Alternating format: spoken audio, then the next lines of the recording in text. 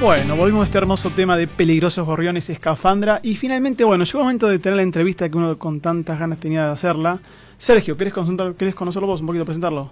Bueno, estamos con el doctor Pedro Boneiken, licenciado en Ciencias Políticas, diplomático de carrera y ex embajador de Haití, entre otras cosas.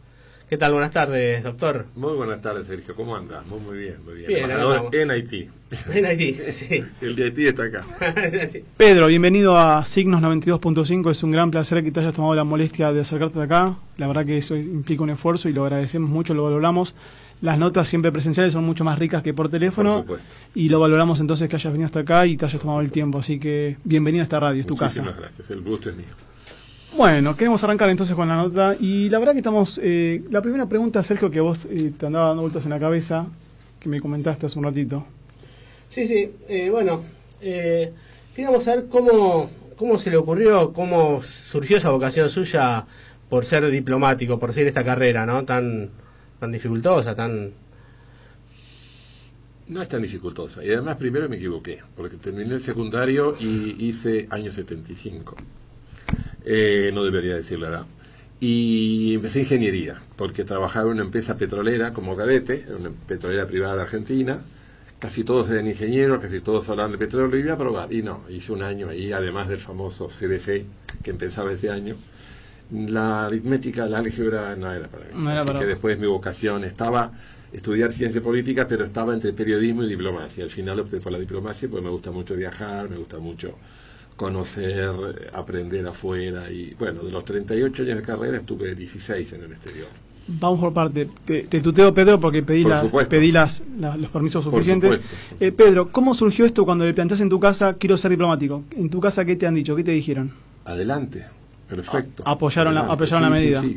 Entonces te puedo decir rápidamente lo que hace falta. Sí. Tener título universitario, afina la carrera en mi época. Hoy en día cualquier título universitario, tener 2 idiomas, someterse a un concurso de ingreso, todavía se hace, en el ISEN, no el ISER de los locutores. Correcto. Que es del Servicio Civil de la Nación, que depende de la Cancillería. Si estás entre los 30 primeros, que son las vacantes que había, haces un curso de dedicación exclusiva en el ISEN y pasas a como becario exclusivo, y pasas a Cancillería como tercer secretario, que es subteniente. Correcto. Así es el primer rango de la carrera, y hay la carrera en el país y en el exterior. Y me decías, entonces tu familia te apoyó. Por supuesto. Bienvenido sea así. Y a ver, para la gente que no lo tiene claro, quizás no está escuchando un chico, un adolescente, ¿qué funciones cumple un embajador? Muchas, pero antes de embajador, yo de 38 años de carrera y 17 en el exterior, fui embajador solo en el último destino, que fue Haití. Antes he sido cónsul, consejero político, ministro plenipotenciario, que es el segundo, y hay muchas funciones. Primero, la representación del país. Cuando uno va a un cóctel y lleva 5 cócteles toda una semana, no es uno el que está yendo y es un plomo por ahí. Es la República Argentina la que está yendo. Uno representa permanentemente al país. Correcto. Tiene la celeste y blanca adentro, pero en cierto modo la tiene que llevar afuera, digamos. Claro. Después informar sobre el país, después hacer gestiones para acuerdos comerciales, para otro tipo de acuerdos, recibir misiones de Cancillería, recibir al presidente. Yo la recibí, era número 2 en Cuba, en enero de 2009, cuando fue la presidenta Cristina Kirchner, el primer viaje de Cristina, o mucho antes, cuando estuve en Alemania, recibimos 2 veces al presidente Menem. Es decir, hacemos de nexo con las autoridades locales para que los que vengan, empresarios, funcionarios, tengan ya todo aceitado. Como digo, informar eso por cable a la Cancillería, si es muy reservado, cable secreto, si no abierto. Lo de los diarios, lo que uno se entera, eso también es bueno que la gente lo sepa. Sí, porque estos viven en los cócteles. Los cócteles o las comidas oficiales son un poco pesadas, de tantas en la semana, pero ahí uno se entera de muchas cosas con los colegas o con los periodistas que van, que no se entera por la prensa o un funcionario entonces las informa el ministerio. El ministerio tiene que estar permanentemente informado. Y también, hasta embajador no, pero hasta el rango anterior, uno puede ser, y yo lo fui varias veces, cónsul. El cónsul no se ocupa de la relación bilateral, el cónsul se ocupa de los argentinos en el exterior. Correcto. Claro. Perdí el pasaporte, no tengo plata, me presta cónsul, estoy preso, me consigue un abogado, Yo estuve en manicomios, estuve en hospitales, estuve en cárceles, en varios países del mundo. Hay que asistir, no hay que pagar el abogado al preso, al reo. Pero hay que asistirlo, ayudarlo, hay que ir a hospitales, porque a veces la persona tiene que hacerse operar, como me pasó un neuquino que fue en el 90 y pico a Alemania, y no hablaba alemán. Entonces, después lo tuve en mi casa. Eso no es obligatorio, pero se hace. Uno cuando está en esa función, tiene que hacer. Es la asistencia en Argentina. O sea, hay muchas cosas que la gente no sabe de la diplomacia. Correcto. Ahora bien, ¿y cómo son los días previos o las semanas previas cuando uno está como embajador o parte del cuerpo diplomático en el país y tiene que recibir a nuestro presidente? Es decir, recibiendo a Cristina en su momento en Cuba o a Menem en Alemania. ¿Cómo son esas semanas previas de organización? Sí, es bastante bravo. Va una avanzada de ceremonial siempre de Cancillería y de otras partes del ministerio al país. En mi caso, la embajada estaba en Bonn, ahora está en Berlín, alemana, y arregla todos los trámites protocolares, cómo va a ser el protocolo, el curso de acción, digamos, desde el saludo, todo es, depende del país. Por ejemplo, el caso de Gran Bretaña puede ser muy, muy rígido, y todo eso se arregla antes. ¿Qué va a ser el presidente? ¿Cuál va a ser la agenda? Si va con ministro, por ejemplo, ahora va más al ministro de Economía, bueno, juntarle ministro de Economía, no sé, alemán o cubano, y que se junte. Recibió una vez de vacaciones al presidente de la Corte Suprema, Lorenzetti, con su familia en Cuba en enero del 2008. Iba de vacaciones con los dos hijos, ya hablando de hace mucho, ahora los chicos son grandes, y además de conocer La Habana y Varadero, quería aprovechar, ya que estaba allí, para entrevistarse con un equivalente. En Cuba no hay Corte Suprema, pero parecido. Tuve que buscarle a Lorenzetti en enero del 2008 una contraparte para charlar del tema jurídico. O sea, van de vacaciones, pero sos presidente de la Corte o ministro, y de paso tenés que aprovechar y hablar con alguien. Claramente. Claro, usted, bueno, nombró que fue segundo en Cuba. Sí, 2006-2009. Cuando llegó a Cuba, ¿cuál fue su primera impresión? Primero, me acostumbré después, pero sufrí un poco el calor. Después de Cuba y de Haití ya puedo ir a cualquier lado. Prefería país, sí, y es casi todo el año. Los cubanos les llamaba la atención que uno en enero, en el invierno de ellos, que por ahí te pones un blazer de hilo en enero, el pleno invierno. Me acuerdo que los cubanos usan la palabra frialdad. No vas con esa frialdad, se va a meter al mar, y sí, 25, 26 grados. Claro. No es el mar de Mar del Plata, es un mar muy cálido. Primero, y después, bueno, en el caso de Cuba hay muchas cosas distintas. Ahí por ahí había que meterse en política económica y política en general. Uno está vigilado, controlado, pero bueno, es parte del sistema. Lo mismo pasa en China, lo mismo pasaba en la Unión Soviética. ¿Existe la clase media en Cuba? Probablemente la gente más acomodada con el gobierno, porque si no, en un nivel diferente a la desigualdad social del capitalismo, yo diría que no, que casi están los que están todos iguales nivelando para abajo, y los que están arriba, o bailarines, periodistas, autores de libros, hay unos muy buenos cubanos, pero que no critican el sistema. Ellos pueden vivir bien, yo pasé cerca de una vez de la casa de Milanés, que creo que ya falleció, gente normal, pero por ahí con más comodidades, pero como en todos los países antes de la cortina de guerra, tienen que estar con el sistema. Pero ahora hay mucha más necesidad. Cuando yo estaba ahí en los supermercados, aunque compraba yo en dólares, no hay casi nada, hay muchos problemas económicos. Bien, y al momento de irse de Cuba, puntualmente, ¿duele la salida? ¿Uno se encariña con el lugar? Uno se encariña con el lugar, uno se encariña con la gente. Yo además no me quedé como muchos colegas, hay mucha gente que va por varios años. La Habana, Varadero, el monumento al Che, ya estuve en Cuba. No, yo recorrí el país de punta a punta, por eso escribí un libro que lo traje, Testigo de una revolución traicionada. Es una crítica al modelo económico de la revolución, que está basado en mi tesis doctoral, porque es sobre todo testimonial. Después uno tiene que investigar el pasado, pero es básicamente lo que vi, toda la isla. En Cuba se puede, digamos, recorrer. En Canadá o en Rusia no, pero en Cuba en 3 años podés conocer todo el país y a formarte una idea real, no la de Varadero. ¿Y cómo surge la idea de escribir ese libro, Testigo de una revolución traicionada? Bueno, no es el título de la tesis habla más o menos de la revolución cubana 50 años después, porque yo me fui de Cuba en el 2009, justo cuando se cumplían 50 años de la revolución cubana. Entonces la tesis es quizás muy académica, con mucha metodología rígida de investigación, muchas citas. Tiene 450 páginas. Entonces un amigo que le iba leyendo y le gustaba me dijo, ¿por qué no haces un libro? Ameno para el público, muy corto, con lo principal de la tesis. La tesis la defendí 40 años después de haberme graduado en la UCA, en abril del 21, y el libro lo hice el año siguiente, y ya el año pasado apareció en la feria del año pasado. Para resumir la tesis, ese fue el motivo del libro. ¿Y qué encontraste con la gente que lo estuvo leyendo? ¿Hay aceptación? ¿Hay gente que no está de acuerdo? Sí, hasta ahora aceptación. El libro, lo que pasa es que uno está en las grandes librerías, pero también está en Amazon y también está por Mercado Libre.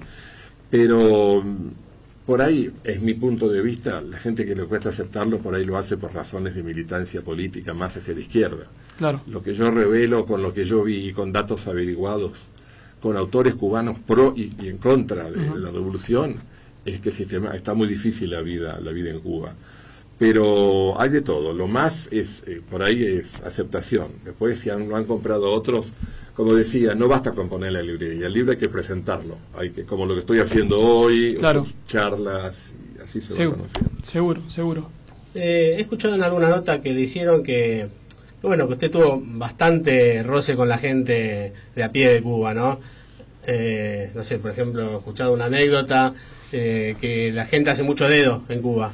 Sí, hace botella. En Cuba se dice hacer botella. Yo llevé mucha gente, es más confiable, el país es mucho más seguro que este o Haití. Yo caminaba en La Habana, en barrios bravos, a la 1 de la mañana solo. Esto acá es imposible, no hace falta ir a Haití, pero ahí se puede porque justamente el sistema es muy seguro, todo lo que sea seguridad. No es algo tan difícil. Y al hacer botella, en mi camino de la embajada de mi casa eran 3-4 kilómetros, por la Quinta Avenida, la principal, que acá sería un poco la Libertador, en cierto modo, entre, ponele, el Olivos y el centro, y la gente, la guagua, o sea, el colectivo no viene, no hay trenes, no hay subtes, hay mucha dificultad, entonces se suben autos de cubanos, y a veces se subían autos, a pesar de que en Cuba hay muchas chapas patentes distintas, la mía era negra. Igual se metían, hablaban, y ahí también me fui enterando de muchas cosas. ¿En el vehículo diplomático? Claro, sí, en mi vehículo. ¿Y cuál era la reacción de la gente cuando se enteraba que estaba viajando, digamos, con un diplomático? Una vez subió a una funcionaria del Ministerio del Interior, que en Cuba están uniformadas, y se le dio un ataque cuando se dio cuenta que porque no pueden. No pueden, ni militares, no, diplomáticos. Extranjeros no, y militares, diplomáticos menos. No, le digo, quédate, yo ahí hablo de tú, siempre me adapto al lugar, no de vos, quédate, no hay ningún problema. Y hablamos de todo, pero suave. Pero el cubano de a pie, digamos, a veces pregunta por el Che Guevara, que la situación está difícil, no hablan nunca de política, como estaban haciendo en el 2021, que hubo manifestaciones. No, cómo está la Argentina, me gusta el tango, no. En 3-4 kilómetros no se puede generar una conversación. Claramente. A veces me toman, digamos, mi auto, después otro, y es la única empleados nuestros también de la embajada, cubanos, tomaban varias botellas, varios autos para llegar a la embajada. Así que... Claro. Usted menciona que Fidel Castro traicionó sus ideales. No sé si traicionó sus ideales, por eso el título un poco agresivo para mucha gente, quizás el título Testigo de una revolución traicionada. Lo que pasa que hay que hacer ineludiblemente un poquito de historia, por más breve, porque yo sé que en los medios el tiempo es tirano, pero en Corea, en China, en Rusia, en los diferentes años que hubo revoluciones marxistas, con Lenin en Rusia en el 17, con Mao en el 48 en China. Vietnam también. Claro, Vietnam también, aunque Ho Chi Minh murió en el 69, dejó una herencia, pero siempre, de entrada, se sabía, queremos esto. En Cuba no pasó eso. Fidel Castro se cuidó. El hermano de él, Raúl y el Che, no. Ellos eran confesadamente comunistas. Pero Fidel Castro, desde la Sierra Maestra, que le hacen entrevistas del New York Times, etcétera, desde la pelea en la Sierra, hasta 2 años después de haber ganado, meticulosamente cuidaba de no hablar de comunismo y de socialismo. Claro. Recién después, lo de Bahía de Cochinos, la invasión de los cubanos de Miami, les da la excusa y dice de golpe, en diciembre del 61, en la plaza llena, fuimos, somos y seremos siempre marxistas-leninistas. O sea que durante 2 años y antes no somos marxistas. Está grabado, hay videos. Yo no soy marxista, él en la sierra, barbudo. Por eso es traicionada. Y la segunda parte de la traición, que los 30 años que van de 61 al 91, cuando cae la Unión Soviética, pero para Fidel la Guerra Fría no acaba, el sistema no sirvió. Bueno, ahora somos comunistas, perfecto. Pasaron 30 años y estamos mucho peor que en el 59. La última elección pluralista, libre de Cuba fue en el 58. Después están las elecciones dentro del Partido Comunista. Claro. Claro. Es decir, da para hablar de mutuo. Cuando hablas de 58 hablas de Batista. Batista. Sí, me acuerdo que la elección presidencial, yo me refiero a democracia pluralista. No sé si con Freud o no, probablemente, pero la elección del 58 de noviembre, ya cerca de la revolución, triunfo, digamos, ganó el primer ministro de Batista, ahora se me escapa el nombre, digamos. Y después, nunca más, Fidel prometió elecciones libres, libertad de prensa, volver a la Constitución de 1940, que era modélica, no cumplió absolutamente nada de eso. Y a los 3 años, comunismo. Ahora bien, en base a haber vivido en Cuba durante 2 años y haber charlado con un montón de gente, 3 años, perdón, y haber charlado con un montón de gente, contame, ¿qué se dice en Cuba, lo que era Cuba antes de Fidel? ¿Era un garito, como dicen? Había corrupción, estaba seguramente metido buena parte del gobierno, había muchos casinos, también participaba de muchos negocios la mafia Estados Unidos, uno de los visitantes asiduos era Frank Sinatra, entre otros. Pero no era solamente eso, Lo que sí hizo la revolución, y hay que reconocerle, porque yo reconozco que en el libro soy muy crítico, es que los indicadores, incluso educación, consumo de calorías, etcétera, eran excelentes, muy altos en América Latina, pero ¿qué pasa? Solamente en La Habana. Te metías en lo que acá sería Formosa, conurbano, te metías en la Cuba profunda y había mucho desempleo, no había salud y educación. Los primeros años de la revolución, la salud y educación es lo que se dice de Cuba. Hoy en día es mito, es marketing, es un desastre, lo explico muy bien en el libro. Sí. Pero al principio sí, un país con monocultivo, digamos en grande lo que acá fue mucho tiempo Tucumán, solamente azúcar, ahora no, ahora el turismo, los chinos se llevan el cobalto, en fin, hay muchas cosas. Y las remesas, hay más de 5 millones de cubanos en el exterior, y pasa algo similar en Haití. Una de las fuentes más importantes de ingresos es el turismo y las remesas que mandan a sus familiares. Exacto. Porque no hay producción, hay muy poca producción. Antes de 1958, antes de la revolución, ¿cómo era Cuba? Tengo entendido que era uno de los países más adelantados tecnológicamente. Sí, tenía por ahí Habana, todavía también, digamos, Santiago de Cuba, la segunda ciudad, hay muchas películas, se veían las películas de Mirta Legrand, había ido a cantar Carlos Gardel. A Cuba fue el primer país de América Latina que tuvo tren y que tuvo televisión en colores, por ejemplo. Muy poca gente sabe eso. Claro. Y es antipático decirlo para los que no piensan conmigo o que no vieron lo que yo vi, pero la mayoría de las obras de infraestructura se hacen antes del 59. El túnel de la bahía que lleva a Varadero por abajo del mar, en los 600, 700 metros, construcciones, los últimos 2 grandes hoteles, el Hilton, se termina en el año 57 y 58. Después, infraestructura, la revolución hasta hoy ha hecho muy poco, con 2 grandes déficits: transporte y viviendas. Es muy poco transporte, por eso hay botella, hay acerdero, y por eso hay muy poco transporte. Claro. ¿Tiene algo que ver el bloqueo? El bloqueo tiene que ver, el bloqueo molesta, por ejemplo, no se pueden pedir créditos internacionales. Yo en el libro distingo muy bien y soy muy enfático en eso. No es un bloqueo, es un embargo. Bloqueo, y lo explico bien porque está en la página web del gobierno cubano. Ellos mismos reconocen, un bloqueo es un arma de guerra, es un bloqueo naval como tuvimos acá en la época de Rosas con los anglo-franceses. No puede entrar ni salir nadie. Eso es un bloqueo, es naval y es de guerra. No es el caso. No es el caso. Embargo sí, de Kennedy, febrero de 1962, pero no tanto por razones políticas hasta ese momento. Eso viene después para modificarlo, los derechos humanos, para derrocar a Fidel, por supuesto. Hay que recordar otra cosa. La primera medida las hace el presidente anterior, Eisenhower, el gran héroe de la Segunda Guerra Mundial americano, porque Fidel empieza, ahí sí, aunque no dijera que era comunista, en la reforma agraria empieza a expropiar bienes de otros países. Solo no devolvió ni expropió, o mejor dicho, no devolvió ninguno, no expropió sin indemnización a Estados Unidos. Siempre hubo guerra con Estados Unidos. Expropió devolviendo, digamos, condemnación a bienes ingleses, suizos, franceses, pero yo siempre digo que me opongo a ese discurso para mí muy simplista de la izquierda extrema, que toda la culpa de los problemas de los países en desarrollo son del imperio o de los países centrales. Claro. Tienen buena parte de culpa. También, por ejemplo, pasa con Haití, pero siempre hay, bueno, es feo hablar de culpas, es mejor hablar de causas. Claro. Siempre hay causas nacionales, no hay que echarle siempre la culpa al... Claro. Influyó, pero te diría que el embargo no es la causa, lo digo enfáticamente en la tesis, en el libro, no es la causa como está Cuba hoy. Claro. Ahora, Pedro, el cubano de a pie, el cubano común, ¿qué tanto habla ruso? ¿Habla ruso? Hoy en día poco. En una época había muchos nombres rusos. Un empleado excelente que tenemos de la embajada, muy bueno en computación, se llama Alexei, porque es creo que pariente cercano, madre rusa. Había muchos Alexei, muchas Irinas, pero eso es hasta el 91. Después los rusos se van, claro, se van de la isla, pero durante mucho tiempo sí era la segunda lengua, como en Berlín, en Checoslovaquia, claro. El ruso. ¿Cree que el pueblo cubano perdió la noción de lo que es la libertad?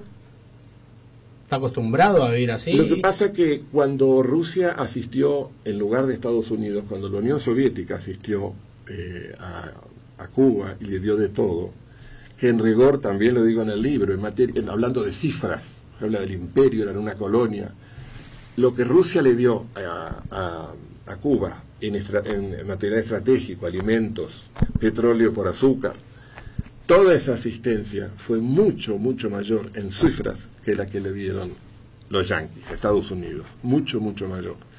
Y Fidel se llegó a depender muchísimo. Por claro. eso cuando cae en el 91, ahí empieza la gran crisis cubana, que sigue hasta hoy, porque claro. Se quedaron sin muletas. Seguro. Estamos con el doctor Pedro Van Eycken, licenciado en Ciencias Políticas, diplomático de carrera y ex embajador de Haití, argentino de Haití. Bien, salvada la corrección. Pedro, recién Sergio te nombró como ex embajador de Haití. Contanos un poquito en Haití, ¿qué periodo estuviste y cómo es la vida en Haití, para la gente que no sabe? Sí, estuve entre 2006 y 2009, perdón, no, eso fue Cuba, qué barbaridad. 2017 2019, prácticamente 2 años, de septiembre a septiembre. Primero para hacer un reemplazo del embajador de vacaciones y después me ofrecieron la embajada, acepté, no tenía nada que ver con lo que yo había estado antes, salvo Cuba un poco, el Caribe, pero nada que ver con los países europeos. Acepté el desafío. Recordemos que en ese momento el canciller era... Jorge Forí. Había sido Susana Malcorro y después Jorge Forí, diplomático de carrera, un gran diplomático, un gran canciller, con el que había trabajado hace 30 años. La primera vez que estuve, no como embajador, sino en 6 semanas a prueba, digamos, porque reemplazando de vacaciones al embajador, vi más o menos el panorama que me habían dicho, la extrema pobreza, la vulnerabilidad, la violencia, pero fueron 3 semanas en agosto, 3 en septiembre, pero había una misión de paz militar de Naciones Unidas, entonces cosas que uno podía hacer. Correcto. Misión que se retiró en octubre del 17, cuando fui como embajador, septiembre del 17, lamentablemente. Y bueno, ya ahí se complicó andar solo por la calle. Yo tenía, el embajador actual también, tiene de 12 a 14 gendarmes que van solamente 1 año sin sus familias de gendarmería argentina, muy buenos. 2 oficiales, el resto suboficiales. Hay 2 embajadas, ¿no?, que tienen gendarmes como hasta donde yo sé, por razones presupuestarias, sí, Haití y Nigeria. Antes lo tenían más. Y Nigeria, muy poco, es más problemático aún que Haití, mucho más violento, pero hay 3 personas. O había hace unos años. En Haití había 12, ahora son 14, y son necesarios porque, para, digamos, evitar el chaleco antibalas, aunque a veces lo usaba, el auto es blindado, desplazamiento de a 2 coches, para la embajada, para el auto y para mi casa, permanentemente. Correcto. Me acuerdo que me llamaron bastante los medios en febrero del 19, porque era una de las épocas en las que había mucha violencia, y estuvimos con mi mujer varios días reclusos en la embajada sin poder salir. Esos son riesgos de estos países difíciles. Ahora, ¿no? Pedro, cuando vos le comentás a tu señora, mira, tenemos que ir a Haití, ¿qué es la respuesta de tu señora? No, yo le pregunté, mi señora es alemana, hija de alemanes, mi suegro era diplomático alemán y ella estuvo en varias partes del mundo, estuvo en Mozambique, en Paraguay. Nunca se puede obligar, yo no lo hago tampoco, no debería ser muy machista para eso. Nunca se puede obligar a la cónyuge mujer, porque también hay mujeres diplomáticas que llevan cónyuge hombre, a países donde hay mucha violencia o hay problemas directamente con el papel de la mujer, países musulmanes muy extremistas. Entonces uno pregunta, que la mujer está muy recluida en la casa, sabe que en Haití pasaba, cuando estaba en Haití me llama el vicecanciller, me lo ofrece, la llamo a ella, ¿qué te parece? La mayoría de los colegas está sin esposa, o muchos sin esposa, van solamente para la fiesta nacional, en mi caso 25 de mayo, el saludo, el discurso, pero nada más. Ella estuvo conmigo los 2 años, pero estuvo también en los demás destinos, o sea, ya venía con la gimnasia de su familia, también ella me hacía la mudanza, cuando nos conocimos ella había hecho 5 mudanzas de chica, así que ya conocía el paño y aceptó. Siempre en el auto, no podía ni cruzar frente al supermercado porque era peligroso, cruzaba con el auto o los gendarmes para comprar algo para comer, siempre hasta es que increíble no lo que eso es así. Es increíble. Pero se lo bancó, y se lo bancó muy bien. Ahora bien, ¿y cómo es la vida del embajador argentino en Haití? Un día común. Porque si vos me decís otro destino donde hay otro tipo de vida... Podemos salir. Exacto, por eso te preguntaba, ¿cómo es la vida del embajador en Haití? Hay compromisos protocolares, hay reuniones sociales y profesionales, hay lo que es salida, ¿no? Todo el tiempo. Después también hay que dar la prensa para informar y enterarse de todo lo que se pueda. Cuando estaba la Fuerza de Paz de Naciones Unidas había contacto con la Fuerza de Paz porque había muchos soldados argentinos, cascos azules. Siempre hay algo que hacer. Por supuesto, una embajada como la que hay en Alemania, España, Francia, tiene 12, 15 funcionarios, Brasil. En Haití éramos 2, el embajador y el cónsul. Cuando el embajador está de vacaciones, el cónsul asume la representación y viceversa. Yo mismo hice de cónsul más de una vez. En Haití, por ejemplo, un trámite, he hecho varios, se adoptan. Los extranjeros pueden adoptar chicos por la tremenda pobreza que hay. La Argentina no acepta en su derecho que el extranjero adopte chicos argentinos, pero sí un argentino puede adoptar chicos haitianos, colombianos, vietnamitas, tenemos colegas con hijos vietnamitas, y hay que hacer un trámite complejo, hay que pagar, porque el dinero que se paga no se lo lleva la madre de los chicos, no. Para orfanatos el Estado no aporta nada, entonces, y de ahí salen los chicos. Hay que hacer 3 viajes, en fin. Y lo último que hace el embajador o el cónsul es legalizar los papeles que ya el juez dictó. Una ventaja, digamos, de la adopción internacional, así se llama, es que es irreversible. Para muchos quizás es inhumano, pero la madre está dando a los chicos con permiso y del padre al orfanato y a la adopción, y después si se arrepienten no hay marcha atrás. Yo tengo entendido que en Argentina eso es más difícil. El padre biológico y la madre pueden, correctamente, en la internacional no. Correctamente. Esa es una de las cosas que hace el cónsul, ¿no? Firmar con todo para evitar trata de personas, porque es una cosa muy delicada, que todo esté en orden para firmar la visa también del chico y que se vaya. Correcto. Y tengo una consulta, ¿hay camaradería entre diferentes diplomáticos de países limítrofes en Haití, por ejemplo? Sí, además, Haití tenía muy pocas embajadas, muchas se llama no residente. Cuando yo presenté cartas, el de Pakistán y el de un país africano, Burkina Faso, presentó conmigo al presidente que mataron, pero estaba residiendo en Cuba y en Dominicana. Eso es embajada concurrente. En Haití había solo 21, el nuncio apostólico y 20. Y de esas 20 residentes había 8 América Latina. Creo que eran Venezuela, Cuba, México, Argentina, Brasil, Chile, por ahí se me escapa uno, eran 7. Y sí, hay camaradería, pero también con otros colegas, para entender un poco lo que pasa a veces. Por eso son importantes los idiomas. Yo podría hablar solamente con los latinoamericanos, pero para saber qué pasa, era muy amigo del alemán, que era de carrera y venía de Canadá. Ellos informan también a sus países, intercambiamos ideas, ¿no? Y si hay 50 embajadores, bueno, tenés que reunirte con los 50. Exacto. Ahora bien, vos manifestaste que fuiste embajador del 17 al 19, ¿es correcto? Y contanos un poquito, los que están escuchando, del 19 en adelante, ¿cómo es tu vida? Bueno, estuve en Cancillería en el área varios meses, a los 4 meses, después de 5 meses de llegar me tocó la pandemia, así que tuve Zoom, estuve un año como funcionario, un área muy interesante, que algo tiene que ver con Haití, porque es la que lleva a todos los países de África negra, y después la verdad me cansé del Zoom, y había unas cosas que no estaba de acuerdo, y nosotros tenemos la posibilidad, con muchos años de carrera, con muchos aportes, de pedir retiro antes de la jubilación. Entonces, desde abril del 21 hasta noviembre, ahora que me jubilé, estuve retirado y me he dedicado a hacer análisis político, bastante convocado cuando empezó la guerra. Después se aburrió el tema, pero empezó la guerra Rusia-Ucrania, en varios canales de televisión, en radio, como analista político. Y escribí, me doctoré también en ese momento, después publiqué el libro, ahora estoy escribiendo uno sobre Haití, porque no hay mucho escrito sobre Haití en la Argentina, y también hay poco en español, hay más en inglés, francés. Me dedico más a esas cosas. Tengo una columna semanal en un radio y televisión de Miami, canal Americano Media, donde hablo, me piden generalmente Cuba, Haití, pero el otro día me preguntaron hablamos sobre la situación en Perú. Eso se graba en Buenos Aires, se manda a Miami y sale desde Miami. Bien. En castellano, ¿no? Correcto. Recién dijiste la palabra me jubilé. ¿Y cómo es un tema. Esa te iba a preguntar. Es un tema, porque bueno, en noviembre cumplí la edad fatídica, cumplí los 65 y bueno, ya te toca la jubilación. Todavía no cobré la jubilación, no sé cuándo lo voy a cobrar. Ese es otro tema que no está previsto hoy. No están pagando los diplomáticos. Desde el año 20 no están pagando los que se jubilan. Increíble. Esperemos que sí. No tengo ahorros, pero en algún momento los ahorros se acaban. Se acaban. Y bueno, pero más allá del dinero, ¿qué hago con mi vida? Me acuerdo que mi suegro al principio se jubiló en el 91.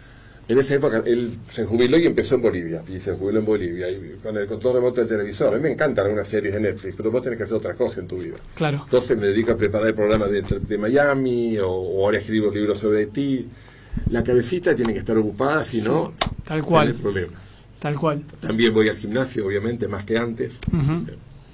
Está muy bien. ¿Y tu señora está con vos en...? Está conmigo en Buenos Aires, sí. ¿Y ella es bióloga alemana, estudió en Estados Unidos y un máster en Alemania cuando la conocí en el 93 en biología, pero no ejerció.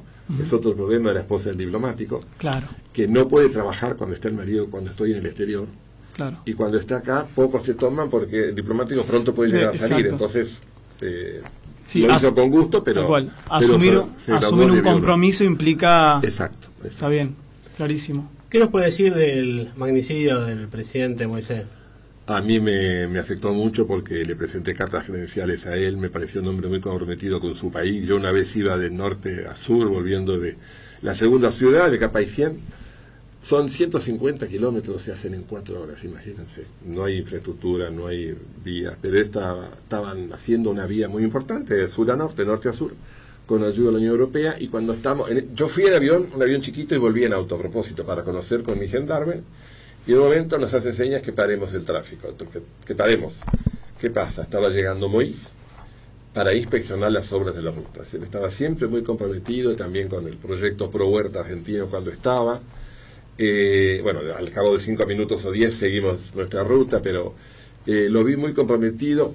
Estaba muy acusado de corrupción, no se llegó a sustanciar ningún juicio, pero acusado de corrupción con dinero que donaba Venezuela, el caso de Petrocaribe y otras cosas. Es un país que lamentablemente campea mucho la corrupción, claro, en todos los poderes del Estado, pero él siempre muy atento. También fue elegido, solo participó el 21% en las elecciones del 16, por eso se le discutía eso. Legitimidad. Se discutió también, claro, la legitimidad de origen, se le discutió. Pero tengo que decir, con todos los problemas, que podría hablar varias horas, es un país libre que se las arregla, con todas las libertades, libertad de prensa. Todos los días leía yo y transmitía al ministerio las críticas al presidente en la prensa, es decir, eso realmente hay que destacarlo, ¿no? Multiproblemático, pero libre. ¿Cómo fue el programa Pro Huerta? ¿Cómo empezó el programa Pro Huerta? Pro Huerta, justamente recién estaba en casa escribiendo sobre ese tema, había llegado a ese punto. Es del 2005 al 2017. Se involucra la Cancillería como coordinadora y es para ayudar a las huertas familiares en Haití. Empezó en el norte de Haití y luego se propagó por varios lugares de Haití. Ayudaba mucho Haití es un país esencialmente agrícola. Entonces la Argentina lo fue en el pasado, tiene mucha experiencia. Se discontinuó con el gobierno de Macri en el 16, inexplicablemente. Yo protesté bastante, no hubo caso, nunca supe por qué, porque se involucra también a la INTA, a ingenieros del INTA, se preparan promotores en Haití, y ahora parece que el año pasado, en mayo, el canciller Cafiero lo relanzó con un nombre diferente, muy largo, pero tiene que ver con la parte educativa de la huerta familiar. Quizá no es igual a lo que era Pro Huerta, pero parecido, y eso sí, es una cosa que los gobiernos de los Kirchner se comprometieron mucho. Yo visité un hospital también, perdón que te cambie de tema. Sí. Me invitó un diputado opositor al presidente Moïse, pero de un pueblo donde había un hospital en el noreste de Haití, no recuerdo el nombre del lugar ahora, que en un momento se rebautizó y está en la placa y está la bandera argentina, Hospital Presidente Néstor Carlos Kirchner. porque allí, además del Pro Huerta y de varias otras cosas, la entonces presidenta hizo una donación de entre 800.000 y $1.000.000 vía UNASUR para ese hospital, que es atendido por haitianos y cubanos. Yo tengo una foto en casa con los haitianos y cubanos. Me pregunté si necesitaban algo. Sí, necesitaban una sección odontológica y paneles solares, porque la energía en Haití es un problema. Y una de las tantas cosas que yo pedí a la Cancillería y no tuve respuesta favorable. Pero había mucho para hacer. No solo Pro Huerta, había cooperación con la policía de la provincia, la policía haitiana, la policía de la provincia de Buenos Aires, cooperación futbolística. Es un país muy futbolero. A mí me tocó el Mundial del 18. Claro. Ustedes no saben cómo se puso Haití, y ahí estalló una revuelta por un aumento de precio, pero cuando Bélgica le ganó a Brasil, porque no tiene gran fútbol, entonces la hinchada se divide solamente entre Brasil y Argentina. Hay barrios enteros con celeste y blanca y barrios enteros verde y amarelo. En el 18, y terminó el partido que Bélgica le gana a Brasil. Bueno, ahí se armó. ¿Cómo le pueden ganar a Brasil? Bueno. Ahora, Pedro, ¿cómo se genera tu salida en el 19 de la embajada de Haití? Sí, yo tuve quizá la mala idea de agregar en un tuit que mandé el 29 de marzo, el 29 de mayo, el Día del Ejército Argentino, de saludar como embajador argentino de Haití al ejército argentino, del general San Martín, etcétera, etcétera. Y lo que quizá no debí poner, y lo puse en la frase final, como hijo de un oficial alemán de la Segunda Guerra Mundial. Entonces, a partir de ahí, las redes, que suelen reaccionar bastante espontáneamente, bastante rápido, a los 2 días, en los 3 diarios oficialistas de esa época, La Nación, Infobae y Clarín, salen artículos sin notas sobre el embajador nazi que está alabando el régimen nazi. Cosa que no fue así ni de casualidad. Mi padre, cuando estalló la guerra, cuando Hitler invade Polonia el 1 de septiembre del 39, mi padre no había cumplido los 18. Estaba desde los 13 en la academia militar, porque él empezó en el liceo. Y después fue comando paracaidista, estuvo con Rommel, estuvo en el campo soviético, etcétera. Y cuando la guerra termina tiene 24 años. Claro. Entonces, y aparte era oficial de carrera, del ejército, perdón, de la Fuerza Aérea. Nada que ver con las SS, nada que ver con el Holocausto, pero esa frase hizo que al final no fuera solo una operación de prensa, sino me trasladaron a Buenos Aires. ¿Y cómo es? ¿Recibes un llamado desde el canciller? ¿Cómo opera esa situación? Bueno, a mí se me pidió que me disculpara ante la DAIA y que me disculpara ante el comandante del ejército, el general Pasqualini, porque yo había hablado digamos, también del ejército con el general San Martín. Correcto. Lo que puedo decir, porque hay cierta reserva en esto, recién a los 2 días de que yo me defiendo, la DAIA publica mi nota y una nota del presidente de la DAIA rebatiendo todo, etcétera, muy desagradable.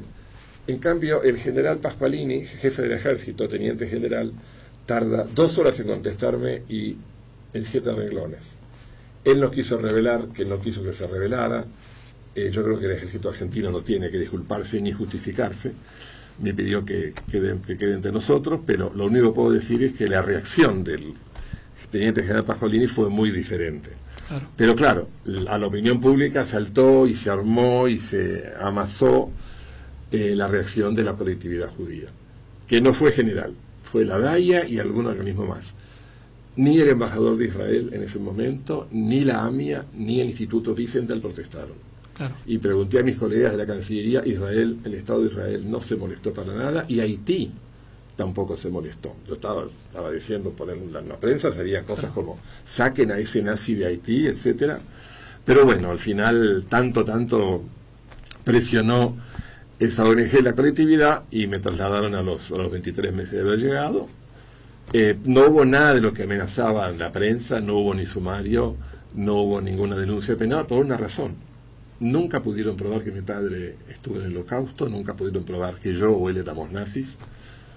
Claramente. Pero admito que fue un error que pudo haber causado dolor, y eso fue un error mío, la frase final, porque para una mentalidad argentina muy generalizadora, que también pasó muchos años con los militares acá después del gobierno militar, todos los alemanes son culpables, como todos los militares aquí eran culpables.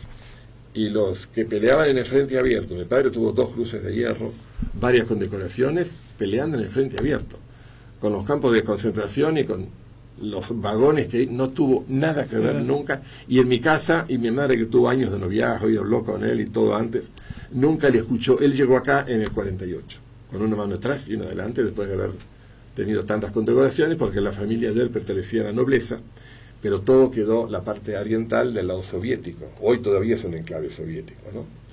Prusia Oriental. Entonces llegó en un barco argentino en el año 48 y fue contratado en fabricaciones militares. Trabajó en Villa Martelli y en Córdoba con proyectiles. Le dieron trabajo, digamos, porque además era ingeniero militar, le gustaban las armas, no solo era paracaidista, y bueno, y así fue Pedro, bien. se te escucha y nosotros que estamos acá te vemos muy genuino con la respuesta y es así.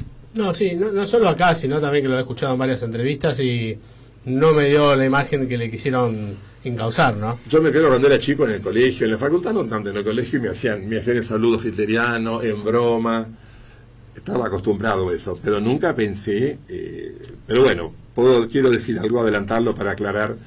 Mi salida de Haití para mí no tuvo nada que ver con esta operación de prensa tolerada o impulsada desde los pisos superiores de un edificio de retiro, sino yo me quejaba mucho a las autoridades de Cancillería porque habían discontinuado sin ninguna explicación en 2016 el programa Pro Huerta y las ayudas a Haití. Yo iba a hospitales, pedían ayuda a Argentina, a los demás países sudamericanos o latinos ayudar. A Panamá, que es el país más chiquito, tenía programas.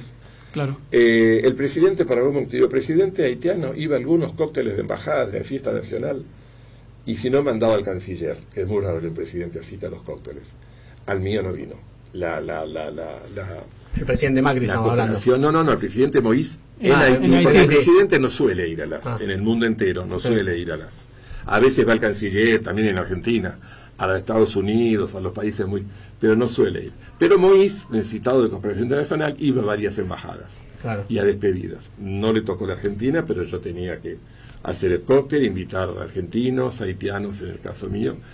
Pero bueno, quiero decir que a mi juicio no tuvo que ver con el tuit mi salida, sino con haber sido. Y el tuit vino de perillas a los que me querían sacar. ¿Se puede decir que esta situación fue la que lo impulsó a retirarse?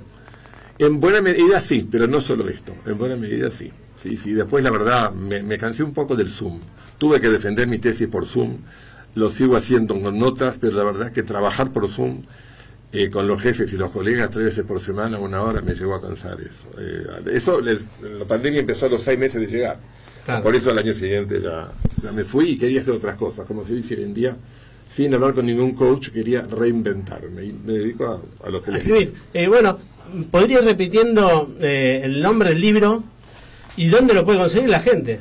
Testigo de una revolución traicionada, por editorial Duncan, está en las grandes librerías, sobre todo el Ateneo en el país. Se consigue por Amazon la versión digital y se consigue el libro en papel por Mercado Libre. Bien. Muy bien. Pedro, una vez más, es agradecerte te hayas molestado venir acá, que hayas dado con tanta tranquilidad y has contado toda esta situación que has vivido. Y estamos muy contentos que hayas venido para acá. Y la realidad es que la nota quedaría para 1 hora más sin problema, porque es una nota muy rica. Sí, yo estoy muy contento y podría volver otra hora otro día. Sí, no hay problema. Sí, cómo no. Repetimos, esta red es tu casa, cuando quieras, estás más que invitado. Perfecto. Así es. Bueno, yo particularmente también te quería agradecer por haberte desplazado hasta acá, con el calor agobiante de Buenos Aires. Me funcionaba el aire acondicionado. Pues, estoy en Belgrano, no es tan lejos. No fue tanto, bueno. Contanos un poquito una vez más. Vos haces una nota los días viernes, me dijiste. La suelo grabar martes o miércoles y en general aparece entre la postproducción y el envío a Miami, suele aparecer los viernes. El canal es el canal americano Media de Miami, es un canal hispano, bastante republicano. Muy bueno, que dirigen 3 argentinos: Sergio Bernstein, Fabián Calle y Santiago Montoya. Sergio lo conozco. Se transmite, claro, sí. Se transmite por este canal en español de Miami, Americano Media. El programa se llama Poder y Dinero. Creo que mi nota a la tarde del viernes va a aparecer. Bueno, se está yendo el programa, Sergio. Le damos una vez más gracias a Juan, que siempre nos hace el aguante como siempre. Es un animal trabajando, Juan.